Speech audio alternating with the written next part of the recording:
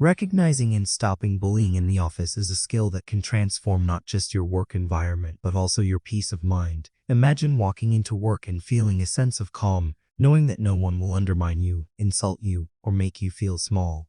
But if you're here, chances are you're dealing with a very different reality. Maybe there's a colleague who keeps putting you down during meetings, or someone who spreads rumors behind your back, or even a manager who takes pleasure in criticizing you no matter how hard you try. It can feel overwhelming, isolating, and sometimes you might even wonder if you're imagining things. But let me assure you, you're not. Office bullying is a real problem, and the first step to addressing it is recognizing it for what it is. Bullying in the workplace often hides behind professionalism, making it harder to identify. It can take the form of verbal attacks, like sarcastic remarks or criticism disguised as constructive feedback. It can be subtle, like exclusion from important meetings or conversations, or it can be overt, like public humiliation or threats. If you've ever felt uneasy, anxious, or even dreading work because of how someone treats you, it's important to trust that instinct. Your feelings are valid, and they're often the first sign that something isn't right. Once you recognize the behavior, the next step is to avoid internalizing it.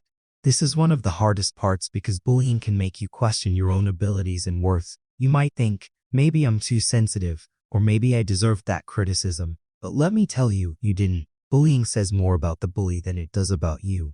People who bully often feel insecure or threatened, and they lash out to assert control. It's not about you, and it's crucial to separate their behavior from your sense of self-worth. When you've identified the issue, it's time to take action, but remember, you don't have to do it alone. Start by documenting the incidents. Write down what happened, when it happened, who was involved, and how it made you feel. Include as much detail as possible, like specific words or actions, and keep any emails, messages, or evidence that supports your case. Documentation not only helps you see patterns but also provides concrete proof if you need to escalate the issue later. Next, consider having a direct conversation with the person involved. I know this can be intimidating, especially if the bully is in a position of power.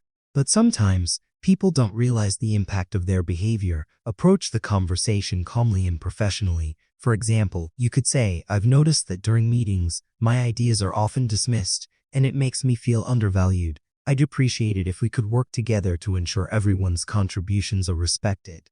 By addressing the issue directly, you're setting boundaries and showing that you won't tolerate disrespect. If the behavior continues, or if direct communication feels unsafe, it's time to involve a third party. This could be your HR department, your manager, or even a trusted colleague. Share your documentation and explain the situation clearly and calmly. Avoid emotional language and focus on the facts. For instance, instead of saying, they're always mean to me, you could say, on 3 separate occasions, they have made sarcastic remarks about my work in front of the team, and it's affecting my confidence and productivity. This approach shows that you're serious and professional, making it harder for others to dismiss your concerns. Building a support network within the office can also make a significant difference. Identify colleagues who share your values and can offer encouragement and advice.